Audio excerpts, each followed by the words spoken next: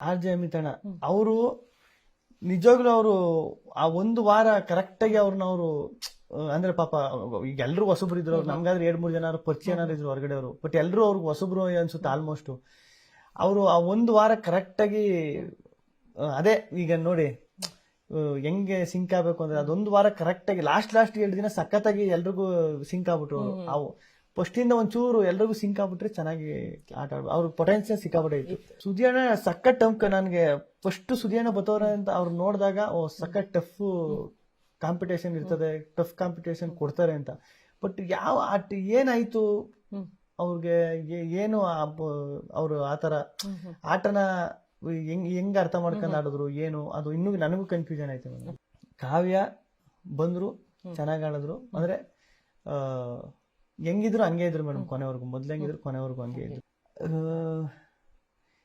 ಜಾನ್ವಿ ಹೇಳುದು ಏನ್ ಹೇಳುದು ಆಕ್ಚುಲಿ ಜಾನ್ವಿ ಒಳ್ಳೆವಳು ಬಟ್ ಆಟ ಆಡೋ ಬರದಲ್ಲಿ ಕೆಲವೊಂದು ಏನ್ ಮಾಡ್ಕೊಂಡ ಗೊತ್ತಿಲ್ಲ, ಅದು ಆಟ ಆಡೋ ಬರೋನೋ ಇಲ್ಲ ಇಂಟೆನ್ಷನ್ ಗೊತ್ತಿಲ್ಲ. ಬಟ್ ಜಾನ್ವಿ ಒಳ್ಳೆವಳು.